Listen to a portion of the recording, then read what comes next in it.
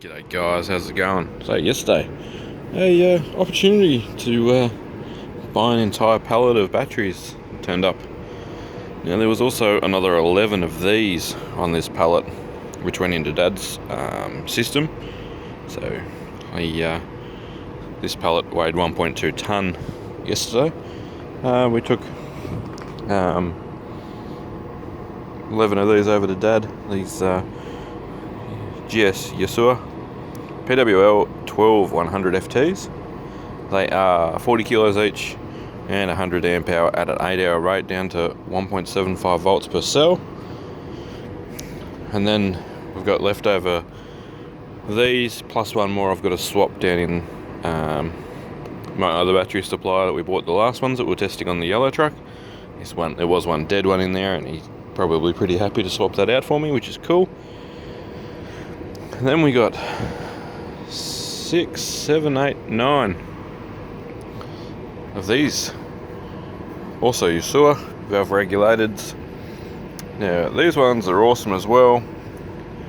At a 10-hour rate they'll do 150 amp hours, so that's 15 amps for 10 hours.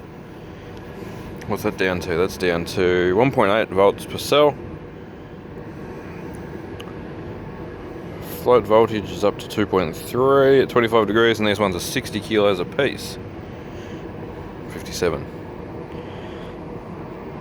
Now, they're not super new, but if you have a look at the condition of these things, these are in extremely good condition.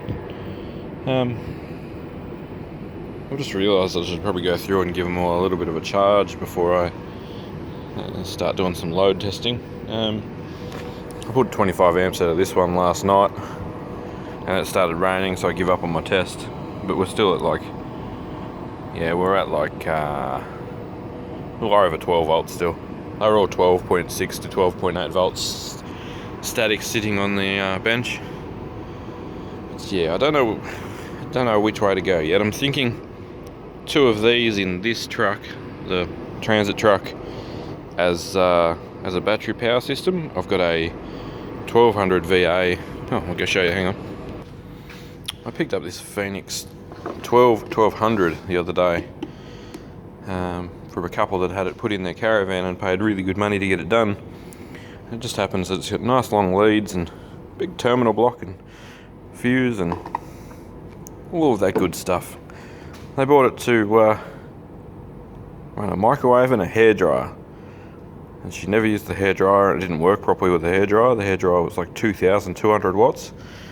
The auto elect that put it in said it'd be fine, and it's 1200 VA, and they never used the microwave in the camper anyway, so I picked it up for $450, which I thought was a pretty ripper deal for something that was, I think they bought it in 2018.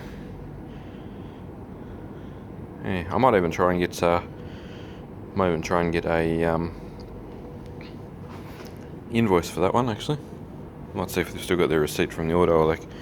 But yeah, they bought it in 2018 because that'll still have warranty on it for another 2 years. I didn't think about that. Good old Victron with their 5-year warranties. So yeah, I'm thinking we should put that in the transit. Then we can run things like my supercharger for the Milwaukee gear. So if we're stuck on site somewhere where we don't have power, we can't run out of good old lithium power juice for things like the big SDS hammer, etc. So obviously there's a theoretical 1500 amp hours for 10, so 1350 amp hours here at 12 volts, which can just go straight into my existing pack there because I've already got some high capacity there. So we could always just add these to my house pack. Or alternatively, if you're local and you're looking for one, I can certainly test one up and sell it to you at a good reasonable rate.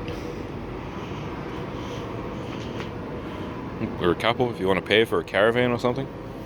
Happy to do that, share the love a little bit. That's what I did with Dad, and got some more batteries into his pack, which is cool. These are 8-hour rate batteries, so like They're not your typical horrible old, the little cube style car battery shape sealed lead acids that like these and these. That's an Amtech 120. They're crap batteries. That's a Amtech as well. Their cycling's just not up to scratch. So for instance, a lot of people buy these, not the full river, the two above it, expecting grand things, but they're 40 amps at a 20-hour rate. That's 2 amps an hour. That's a quite small draw on a 12 volt system. That's 2 amps is absolutely diddly. That charge has been going for 615 minutes, for instance, at 2 amps, and it's 34 amp hour. 2 amps is absolutely nothing. A modern good USB quick charge will hit that. So for instance, like C10, is that the 10-hour rate? I don't know. With catalyst life extender. This one's pretty much dead, I believe, but we're trying to cycle it a bit and bring it back to life. It was a free pickup, so I don't care. It's got its value in weight again when it goes back to where it comes from. I've done a bit with lead acids lately. That one's got 34 amp hours in it.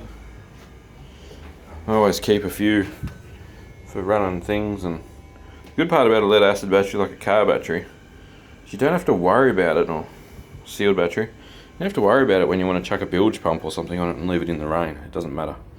Throw the bilge pump in the hole, leave the battery in the rain, doesn't matter. You're not going to do that with something that's like this and worth good money, that's for sure.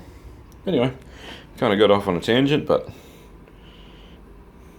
let me know what you think I should do with some of these new batteries, and we'll do some testing, and I'll update you on some numbers, and we'll talk about what to do with them next. Thanks for watching, catch you on the next vids.